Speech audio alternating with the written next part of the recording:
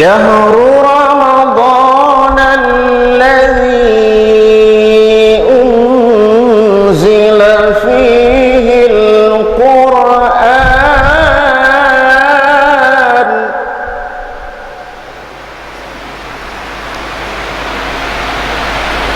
هدى للناس وبينات من الهدى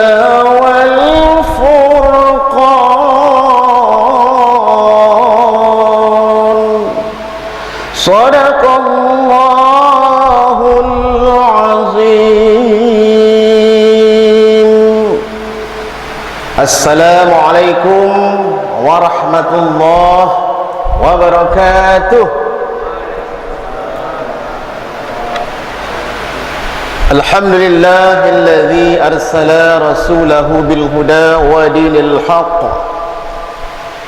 ليظهره على الدين كله ولو كره المشركون. أشهد أن لا إله إلا الله وحده لا شريك له وأشهد أن محمدا عبده ورسوله لا نبي بعده. اللهم صل على سيدنا محمد وعلى آله وصحبه أجمعين. Bapak-bapak, ibu-ibu, anak-anakku sekalian, para jemaah Masjid Taqwa yang dirahmati Allah. Pada hari ini kita bersua kembali di dalam acara yang ditaja oleh Sekolah Tinggi Agama Islam Kota Dumai. Kita doakan semoga Stay Dumai semakin berjaya dan bisa mencetak kader-kader bangsa ini menjadi kader yang Qur'ani. Amin ya rabbal alamin. Bapak-bapak, ibu-ibu dirahmati Allah, pada kesempatan ini saya ingin membawakan suatu topik yang diberi judul membangun generasi Qur'ani.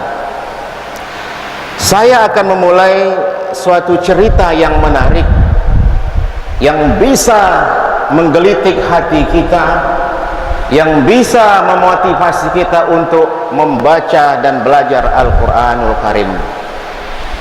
Di suatu negara, di negara Irak, ada seorang hafiz. Dia hafal 30 juz. Satu hari dia bisa khatam satu kali. Jadi satu hari khatam satu kali Al-Quranul Karim. Tiada hari tanpa Al-Quran.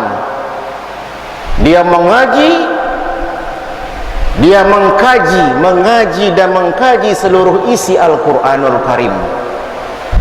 Karena terlalu cintanya dengan Al-Quran, akhirnya dia menulis Al-Quran dengan tangannya sendiri. Dan Al-Quran itulah yang dia baca setiap hari. Al-Quran tulisan tangannya memang agak tebal. Kalau tulisan tangan itu agak tebal dan agak besar Al-Quranul Karim itu. Jadi hari-hari kerjanya hanya menghafal Al-Quran, membaca Al-Quran, mengkaji, ya, dibaca tafsir. Suatu ketika dia bergurau dengan anaknya. Wahai anakku, seandainya ayah meninggal dunia, alangkah bahagianya kalau ayah bisa meninggal di tanah Makkah, dan ayah bisa membawa Al-Quran yang ayah tulis ini ke dalam kubur. Itu gurauan sang ayah. Mana pula mungkin seorang muslim bisa membawa Al-Quran Karim. Yang kita bawa apa? Kain putih, papan, paku, bantal pun dari tanah. Bantal kita dari tanah. Bantal yang empuk di rumah tu tinggal semua, tak ada dibawa tu dah. Tapi dia bergurau kepada anaknya, alangkah senangnya ayah nak, jika bisa ayah meninggal di tanah suci Makkah dan bisa membawa Al-Quran ini ke dalam kubur ayah. Begitu karena terlalu cintanya dengan Al-Quranul Karim.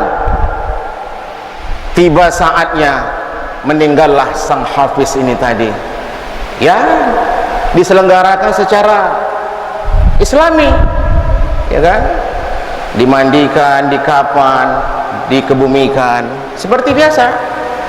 Sudah jelas tidak bawa Al-Quran, karena itu tidak dibolehkan dalam agama kita.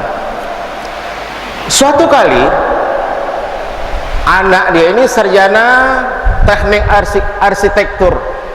Jadi arsitek, sarjana teknik arsitek anaknya. Dia tergabung dalam satu tim di dalam merenovasi Ka'bah. Dia bergabung dalam tim merenovasi Ka'bah. Yang membuka pertama pintu Ka'bah adalah temannya, teman timnya. Betapa kagetnya mereka menemukan seorang manusia yang terbaring di dalam Ka'bah sedang memeluk Al-Quranul Karim.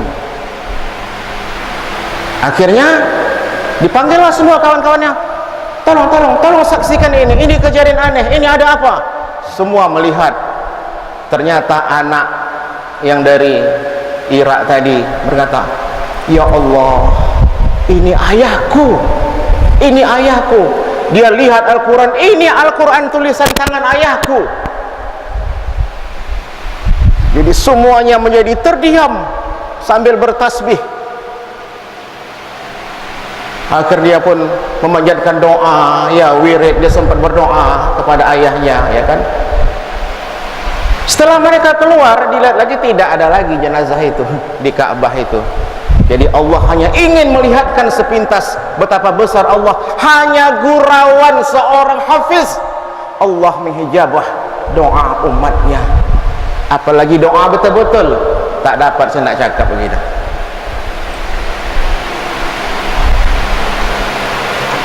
Betapa cinta dan sayangnya Allah terhadap orang yang menghafal Al-Quranul Karim.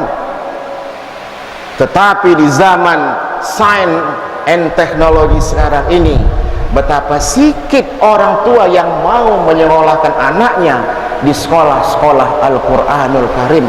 Betapa sedikit orang yang bangga menyekolahkan anaknya yang hanya mengejar dunia. Kenapa? Sekolah agama itu miskin, kata dia. Ustadz apa sekali ceramah 100.000 ya, kata dia. Itu memang 100.000 di rumah ini, 150, 100.000, satu lah 200. Mana bisa kaya Ustadz, ya kan? Kalau masuk teknik, kerja di PU, mau sekali dapat proyek miliaran, langsung bisa kaya, kan? Kenapa? Karena pola pikir dari manusia sekarang ini adalah mengejar dunia, belum mengejar akhirat. Bapak-bapak, ibu-ibu, saudara-saudaraku sekalian, di dalam ayat tadi itu jelas bahwa Al-Quranul Karim itu merupakan petunjuk bagi manusia. Udah linnas. Bagaimana sebuah petunjuk bisa kita laksanakan sementara kita tidak bisa membaca Al-Quranul Karim? Seorang pesawat lah, seorang pilot lah misalnya, pilot. Bagaimana pilot itu bisa berjalan apabila seorang pilot tidak bisa membaca kompas, tidak bisa membaca seluruh peralatan yang ada dalam pesawat itu? Mustahil pilot itu bisa menerbangkan pesawatnya. Salah-salah bisa melanggoh gunung dan terjun ke laut. Kenapa? Pilotnya tidak bisa membaca petunjuknya. Manusia petunjuknya apa? Al-Quranul Karim. Makanya jangan heran sekarang banyak orang yang tidak betul. Kenapa? Dia tidak tahu petunjuk pegangan dalam hidupnya. Bahkan membaca Al-Quranul Karim pun tidak betul, salatnya pun tidak betul. Entah apa-apa dibacanya, salah temakimak, salah menyebut huruf, ya, panjang pendeknya salah, maknanya sudah berbeda. Sebagai contoh, iyyaka na'budu wa iyyaka nasta'in, kepada engkau kami menyembah dan kepada engkau kami minta tolong. Tapi kalau tidak pakai tanda tasdid, iyyaka na'budu wa iyyaka nasta'in, kepada matahari terbenam kami menyembah dan kepada matahari terbenam kami minta tolong. Siriklah menyembah matahari terbenam, bukan menyembah Allah dia. Ini bertahun-tahun dibacanya ini terus salah terus. Belum lagi yang lain-lain. Ihdinas siratal mustaqim, tunjuki kami jalan yang lurus. Ketika to diganti dengan sim, ihdinas siratal mustaqim, tunjuki kami kepiting yang lurus. Kalau bulan puasa membuat saus tiram sedap kepiting tidak? Untuk berbuka. Beda huruf, beda maknanya. Ini Pak Profesor Azra'i ini pakar bahasa Arab dan nahunya. Saya belajar dari guru saya. Bagaimana generasi kita ke depan bisa mempedomani Al-Quranul Karim sementara membaca saja tidak bisa? Bagaimana mau mengkaji isi Al-Quran itu? Sementara orang-orang di barat di sana, mereka mengkaji kebenaran Al-Quranul Karim. Seperti saya sampaikan dalam ceramah saya tadi malam, bahwa Allah telah membalikkan bumi di negeri Sodom ketika kaum Lut melakukan hubungan sejenis. Tahun 2015 diteliti bahwa benar ada negeri itu di Yordania, dan hasil peneliti arkeolog bahwa itulah yang dikatakan di kitab suci Al-Quranul Karim, yang bumi di balik Allah Subhanahu wa taala. Malu. Dan meneliti itu orang kafir, bukan orang Islam. Kita orang Islam tidak mau meneliti kebenaran Islam, bahkan membaca Al-Quran pun belum benar. Peneliti Jepang, dia meneliti bahwa semua pohon-pohonan itu bertasbih 1 detik 1000 kali. Alangkah malunya kita sebagai seorang muslim yang lahir dari rahim ibu kita muslim, tidak pernah bertasbih, solat pun tak tentu arah. Tapi bukan jemaah sini, jemaah sana, jauh sana, oh sini paten semuanya, ya kan? Bukan 1000 kali lagi, 1.000.000 kali agak tasbihnya, ya kan? Ini potret umat muslim sekarang yang memilukan hati kita. Makanya terpanggil saya untuk membuat tulisan ini. Bagaimana sebenarnya kita ingin menciptakan masyarakat atau generasi yang Qur'annya itu. Bapak-bapak, ibu-ibu sekalian, sekarang banyak kita dengar orang tua, Pak, belajarlah, aku dah tua, lidah aku dah kaku, tak bisa nyebut huruf. Banyak seperti itu. Jadi sampai kapan untuk tidak baik bacaan Al-Qur'annya?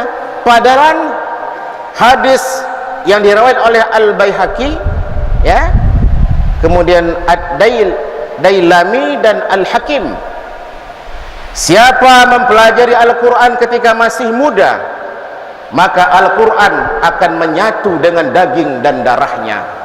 Siapa yang mempelajarinya ketika dewasa, sedangkan ilmu itu akan lepas darinya dan tidak melekat pada dirinya, maka dia mendapat pahala yang 2. Jadi kalau orang tua pahalanya 2, kalau orang muda pahalanya 1. Jadi masuk tak masuk, belajar aja Bu, Pak, usah pedulikan, yang penting belajar.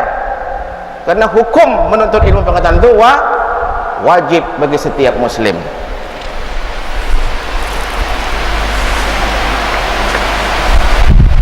Saya membuat ada alur pikir menuju generasi yang Qur'ani. Boleh lihat di layar. Yang pertama, saya ingin mengungkap apa permasalahan yang terjadi pada saat sekarang ini. Kita harus tahu dulu apa permasalahan yang urgensi pada saat ini, sehingga menyebabkan bahwa masyarakat itu sangat sulit untuk belajar dan baca Al-Quranul Karim itu. Ya, jadi ada permasalahan, solusi, dan outcome-nya. Outcome-nya adalah terbentuknya generasi muda yang Qur'ani.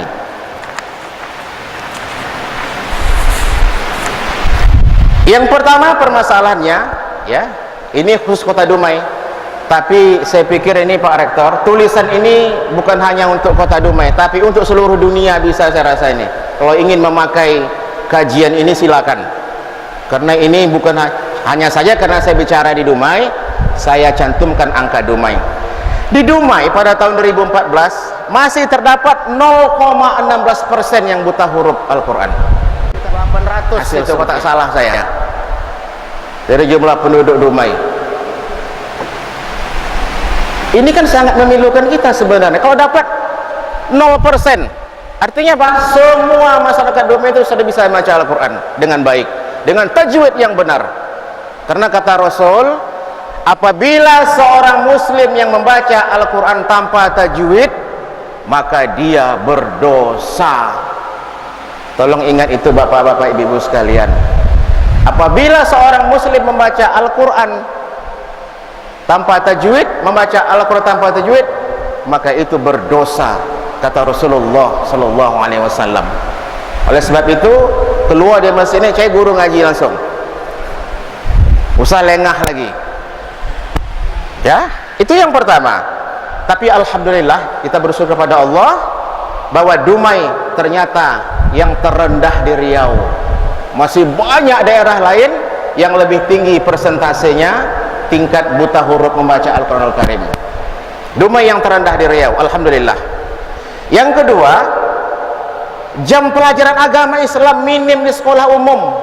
Seminggu cuma 1 kali agama. Macam mana nak menciptakan generasi yang Qur'ani? Cuma 1 kali seminggu pelajaran agama itu. Boleh ibu cek anak-anak kita di sekolah itu. Bagaimana mereka memahami agama itu secara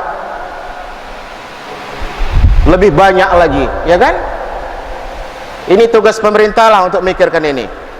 Yang ketiga, Pak, Bu, penghasilan guru agama dan Al-Quran itu relatif masih kecil.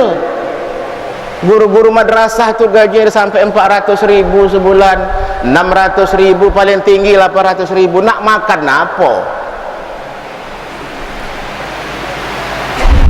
Kenapa? Karena guru mengaji dianggap nomor 17, dianggap rendah. Ya, kita sendiri yang bikin rendah, bukan orang lain, kita sendiri. Ya sama juga, datang mubalik beri ceramah, kadang-kadang jauh tuh mubalik tuh datang pakai mobil, pakai Honda, dikasih 100.000, 150.000. Bagaimana kita untuk menghidupkan Islam sementara kita tidak menghargai para ulama? Saya nak tanya ibu-ibu bapak sekalian, ini berandai-andai ini ya, seandainya semua alim ulama ini protes, semua ulama ini protes, tak ada ceramah di masjid-masjid, apa jadinya? Tak ada yang mengajar ngaji, ya, kemudian tidak ada menjadi khatib. Ini misal aja nih, berbual kosong aja. Dicek Al-Qur'annya bagus, sudah bacaannya? Tak pernah. Semayang udah betul tak? Tidak pernah. Anak saya SMA itu, kalau tak saya betulkan sholat dia di rumah,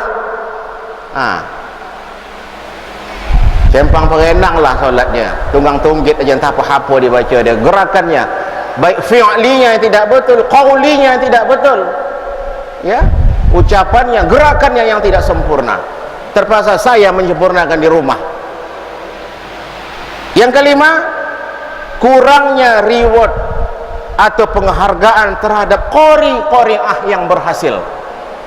Saya mau tanya, apa yang diberikan oleh kita semua terhadap qori-qori'ah yang berprestasi? Saya mau tanya. Boleh katakan sangat minim sekali. Kenapa? Karena dianggap Quran rendah. Tapi kalau ada yang berprestasi di bidang olahraga, sedap masuk pegawai langsung tuh. Betul kan? Langsung masuk pegawai. Yang keenam, belum adanya payung hukum tentang, itu kosong ya, belum adanya payung hukum tentang membumikan Al-Quranul Karim. Saya belum ada melihat payung hukum itu. Ini perlu kita lakukan, karena dengan adanya payung hukum, maka ini akan menjadi suatu kekuatan, suatu power untuk melaksanakan membumikan Al-Quranul Karim. Yang ketujuh, prestasi qori dan qori'ah kita akhir-akhir ini merosot. Kita nomor akhir. Berapa provinsi di Riau ini? Kita yang paling akhir. Dulu di zaman saya, Dumai ini ditakuti, pernah juara nasional dari Dumai itu. Kalau provinsi usah cakap lagi. Tapi sekarang merosot. Padahal dulu tidak ada APBD, tidak ada uang pemerintah, semuanya dari masjid, belajar dari masjid ke masjid. Pertanyaan saya, ada apa? Ada suatu mata rantai yang terputus, sehingga sekarang merosot prestasi qori-qori'ah Kota Dumai itu. Saya coba untuk memberikan solusi, ya. Yang pertama, perlu payung hukum terhadap persyaratan awal masuk sekolah. Ini saya tolong nanti dibantah kalau tidak betul yang saya sampaikan, tapi kalau betul tolong kita dukung bagaimana ini masuk ke program pemerintah. Yang pertama, jika anak ingin masuk SD, dia sudah bisa membaca Al-Quran dengan tajwid yang benar, ada sertifikat dia. Kalau dia tidak bisa baca Al-Quran, tak boleh masuk SD. Nak ngapo?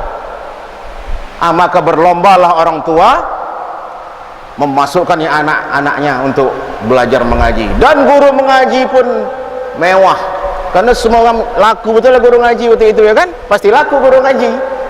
Orang berlomba-lomba untuk membawa anaknya mengaji. Kalau ingin masuk SMP, sudah hafal minimal 1 juz Al-Quranul Karim, minimal juz 30. Kalau tak hafal, tak boleh masuk SMP. Pasti berlomba-lomba semua menghafal Al-Quran. Saya cerita lagi. Tapi ini ada payung hukumnya. Resmi peraturan ini, tidak bisa satu sekolah, tapi semua sekolah. Ini contoh saja ya, tapi kalau mau kita robah silakan. Yang C, jika masuk SMA, SMK sudah hafal minimal 3 juz dan mengerti tafsir. Dan jika ingin tamat SMA, tidak ada itu, mewajibkan setiap sekolah menjadikan Al-Quran sebagai program kokurikuler. Jadi pelajaran tambahan di sekolah, mungkin sore setelah pelajaran di sekolah ada khusus belajar Al-Quran 1 jam atau 2 jam setiap hari ya. Saya yakin kalau ini diterapkan, tak ada buta huruf di Kota Dumai ini lagi, semua akan bisa baca Al-Quran, tapi ada payung hukumnya ya. Yang kedua, memberikan reward atau penghargaan terhadap qori-qori'ah yang berprestasi. Sebagai contoh, kalau ada anak yang hafal 5 juz, kasih 3 juta rupiah. Itu bukan 5 juta, 3 juta ya. Ini kan buat anak semangat nih. Hafallah, menghafallah katakan, dapat duit nanti 3 juta. Ya kan? Sama anak-anak kita yang kecil puasa tu. Kan dia kasih hadiah tu. Kalau 1 hari nak puasa dikasih 10.000. Tak? 2 hari 20.000. Berlomba-lomba dia berpuasa. Memang awalnya dia karena hadiah, benar. Tapi lama-lama dia berpuasa itu lillahi ta'ala, karena Allah subhanahu wa ta'ala. Kita pancing dengan hadiah. Yang hafiz 10 juz dikasih bonus 6 juta. Yang 15 juz 9 juta. 20 juz bonus umroh. Yang hafiz 30 juz bonus umroh dan kuliah dibiayai Pemda. Ini pasti berlomba-lomba orang ingin menghafal Al-Quranul Karim. Kemudian juara MTQ Kota Dumai dikasih bonus 5 juta, juara Riau 10 juta, dan juara nasional dapat bonus dari Pemda 25 juta. Pasti berlomba-lomba, yakinlah orang-orang belajar karena untuk mendapatkan bonus ini. Lewatlah, belum kejap dia. Yang ketiga, meningkatkan penghasilan guru-guru mengaji. Tolonglah ya, ini menjadi perhatian kita bersama. Apakah itu yayasan, apakah itu sekolah negeri, supaya guru agama itu menjadi perhatian. Saya takut bapak-bapak ibu-ibu sekalian, kalaulah seperti ini kita memperlakukan guru mengaji, suatu saat UIN, sekolah tinggi agama, sekolah-sekolah agama itu akan tutup. Percayalah dengan saya. Kenapa? Karena kita tidak menghargai para alim ulama, tidak menghargai guru mengaji. Sementara di negara seberang itu, Malaysia itu, ini Pak Azrai yang sudah pernah tinggal di sana, pernah bekerja di sana itu justru guru agama dan guru mengaji itu lebih tinggi marwah dan gaji mereka. Dari kerajaan memberikan bonus yang luar biasa terhadap mereka. Ada kawan saya, kawan Pak Azrai juga ini, namanya sama dengan saya, Gamal Abdul Nasir, sekarang profesor yaitu di Brunei. Kenapa? Karena tidak dihargai di Indonesia. Dia sekolah S2-nya S3 di Malaysia, gaji di Indonesia ini tak diambilnya, dikasih dengan mak dia di Bengkalis. Dia hidup di sana dengan dia mengajar dari madrasah ke madrasah. Dari situ dia bisa menyekolahkan adiknya, dia bisa beli rumah, dia bisa beli mobil. Begitu tinggi dan besarnya penghargaan kerajaan dan masyarakat itu terhadap guru mengaji di Malaysia itu. Akhirnya dia sekarang menjadi profesor, menjadi dosen di Brunei karena kebetulan dapat istri orang Brunei. Jadi nanti orang-orang yang pandai di Indonesia ini salah Pak Azrai ini bisa lari nih ke Brunei, ke Malaysia nanti ini, takut saya nih. Tapi jangan Pak, jangan lagi tinggal kami sini, kan? Karena gaji sana besar kan. Ini menjadi perhatian kita bersama. Bagaimana kita bukan memberdayakan LPTQ, Lembaga Tilawatil Quran ini, ya? Bagaimana kita memberdayakan LPTQ dengan semaksimal mungkin? Sekarang saya melihat LPTQ ini belum bergerak, belum berjalan seperti ada mestinya. Semestinya LPTQ ini sebuah lembaga pengkajian, lembaga pelatihan bagi anak-anak kita untuk meningkatkan kualitas Al-Quranul Karimnya. Tapi sekarang ini yang perlu kita benahi, bagaimana LPTQ ke depan lebih bagus lagi. Kemudian saya ingat dulu bapak-bapak ibu-ibu sekalian, kalau ada orang-orang tua di sini, saya ingin sampaikan, dulu di Kota Dumai ini ketika hari-hari besar, hampir di seluruh masjid itu ada musabaqah. Kalau ada orang tua sini pasti dia tahu. Di sini takwa ini paling selalu nih musabaqah nih. Dulu di sini imamnya Pak Asante almarhum. Ya. Di sini selalu musabaqah. Kalau saya dulu di Al-Falah, Masjid Bahrono, saya di sana dulu. Paling selalu di sana, muslimin ya yang selalu itu. Istiqlal, itu masjid tua semua itu. Setiap hari besar ada musabaqah. Sehingga para qari itu berlomba-lomba. Sekarang mana? Cuma saya mau tanya, ada enggak musabaqah di masjid-masjid sekarang hari besar? Tak ada. Kenapa? Karena budaya Al-Quran itu sudah menipis. Ini seharusnya menjadi perhatian pengurus masjid. Bagaimana kita menumbuh kembangkan Al-Quran ini? Kalau dulu ini, saya itu qari dulu bu, semewah-mewahnya dengan hadiah, mewah dengan hadiah. Ikut di sini dapat hadiah, ikut di sini dapat, sehingga kita termotivasi untuk belajar, belajar dan belajar terus. Ya, ini salah satu motivasi. Kemudian daerah ini untuk memberikan jabatan eselon 4, 3 dan 2 itu harus bisa mengaji, tes dulu bacaan Al-Qur'annya. Kalau tak bagus tajwidnya, usah kasih jabatan. Nah, ngapa? Mengapa Aceh sanggup, Sumbar sanggup, kita Riau tidak sanggup? Riau adalah negara Melayu, Melayu itu identik dengan Islam. Buat seperti itu, ngapa? Tak bisa masyarakat out. Itu syarat utama dulu, kalau tak bisa mengaji. Ya kan, bagaimana dia menjadi pemimpin apabila tidak bisa baca Al-Quranul Karim? Mustahil saya rasa. Saya yakinnya bahwa generasi yang Qurani ini sebagai outcome dari kajian ini akan bisa tercapai. Saya yakinnya, karena tidak ada yang buta huruf lagi, semua sudah bisa mengaji. Banyak para penghafal Al-Quran, bapak-bapak, ibu-ibu sekalian.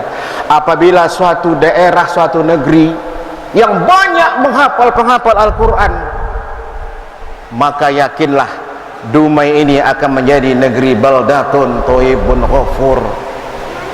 Orang penghafal Al-Quran itu doa dijabah Allah Subhanahu wa taala. Orang penghafal Al-Quran itu dia bisa menyelamatkan 10 orang keluarganya untuk masuk ke dalam surga. Dia bisa memberikan syafaat 10 orang. Mungkin ayahnya, mak dia, adik-beradik dia, siapa lagi, atuk nenek dia, dia bisa selamatkan. Ya. Kemudian yang terakhir sedikit saja ini saya sedikit aja, peranan orang tua dalam membentuk generasi Qurani. Yang pertama, tolong tanamkan bahwa menuntut ilmu perintah Allah, kita tanamkan kepada anak kita, tanamkan. Yang kedua, tanamkan bahwa Al-Quran adalah sumber kebenaran, tidak ada yang lain-lain. Sumber kebenaran itu adalah Al-Quran dan hadis. Kita tanam kepada anak kita. Yang ketiga, ajarkan metode belajar benar menurut Islam.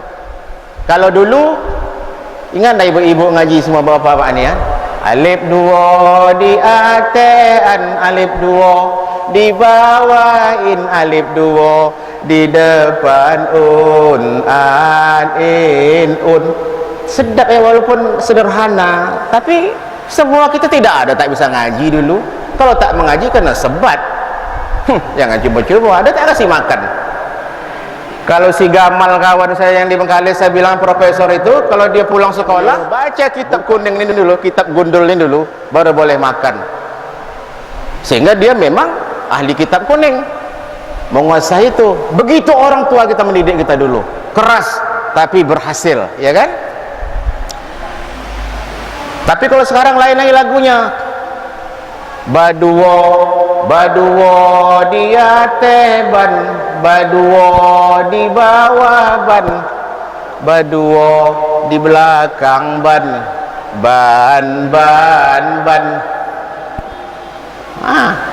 Asyik di atas Honda lagi anak-anak sana kan, berdua di atas ban. Entah apa dia buat di atas ban Honda tu, ya kan? Kenapa? Metode. Kita tidak bisa memberikan metode yang benar kepada anak-anak kita. Kemudian memiliki guru dan sekolah bagi anak-anak. Jangan salah memilih guru dan sekolah. Mengajarkan anak-anak untuk memuliakan ulama. Jumpa ustaz, salam nak. Jumpa guru, salam. Ini yang tidak ada etika kita ajarkan kepada anak kita untuk menghormati guru dan para ulama. Yang keenam, membiasakan seluruh keluarga membaca dan menghafal Al-Quran dan hadis. Saya setiap tahun tuh, nak, kalau 1 kali khatam bonusnya sekian, kalau 2 kali sekian. Biarlah, tak ikhlas dia, yang penting dia bisa membaca Al-Quran itu. Harus seperti itu nampaknya. Ya, dan kita pun harus memulai. Jangan tapi bapaknya mogok. Tak bisa. Orang tua memberikan tauladan dulu, contoh kepada anak kita. Kita mengaji dulu, baru suruh anak kita mengaji. Kita sholat ke masjid dulu, baru bawa anak kita ke masjid. Kita sebagai contoh dan tauladan. Hasil penelitian, ya, pelajaran melalui mata itu daya tangkapnya 83%. Jadi kalau dilihatnya, anak itu cepat ngikut. Sementara telinga hanya 11%. Jadi bebuih mulut kita ngajak dia, apa tidak aja budak-budak tu. Karena kenapa? Kita tidak memberikan contoh kepada dia. Jadi yang terbaik adalah berilah contoh yang terbaik kepada anak kita. Insya Allah anak kita akan hebat. Kemudian mengajak anak-anak menghadiri majelis taklim. Ada ceramah bawa. Jangan kalau ada konser musik aja dibawa anak. Ada datang si Siti KDI, sibuk mau anak, tiket sampai berjuta-juta bayar orang, ya kan? Tapi kalau datang Kiai Haji Tengku Zulkarnain di Takwa, tak nak bawa anak dia ke masjid Takwa dah. Padahal gratis, bukan bayar. Bawa anak tu, ayo nak, hebat ni Kiai dari Jakarta, kan gitu kan? Oleh sebab itu, yang terakhir, membuat pustaka mini di rumah kita, terutama buku-buku tentang keislaman, mungkin cerita anak-anak, cerita tentang Nabi, cerita tentang sejarah Islam, ya kan, ada tafsir semua, sehingga anak-anak itu ada daya tarik dia, karena tidak perlu lagi ke perpustakaan luar, tapi sudah ada pustaka di rumahnya sendiri. Yang terakhir, buah kenari, buah kuini, buah cermai, buah mempelam.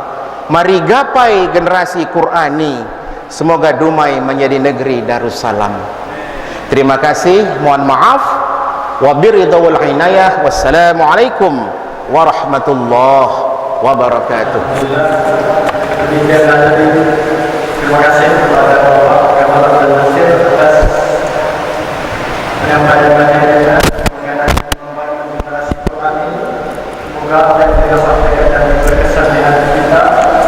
Mungkin bagi para jemaah, ibu atau bapak yang ingin bertanya atau bahasanya ingin konsultasikan mengenai masalah membangun masyarakat Qurani, generasi Qurani, ya mungkin silakan saja jawaban. Silakan.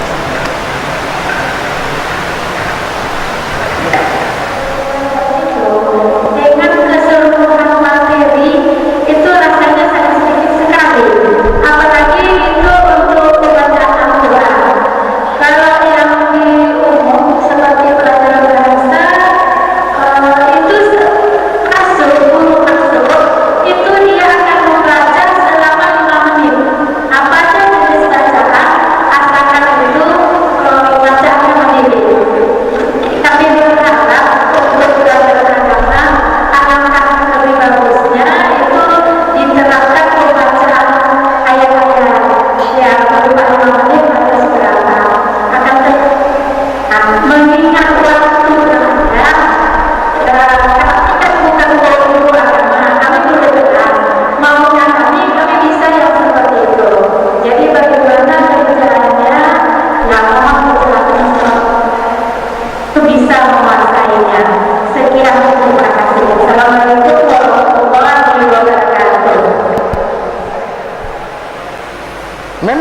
programnya seperti itu ya Bu ya, 2 jam dalam 1 minggu. Apa nak dibuat? Sedangkan kurikulum yang sudah adanya mungkin tidak bisa selesai diberikan kepada anak-anak, apalagi ditambah dengan pelajaran Al-Quran Al-Karim. Solusinya Bu, hanya ada pelajaran tambahan diberikan kepada anak-anak, pelajaran tambahan.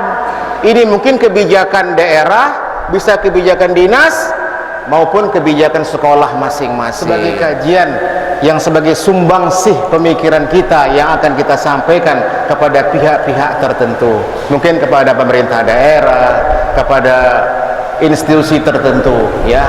Kita ingin memberikan sumbang pikiran ini.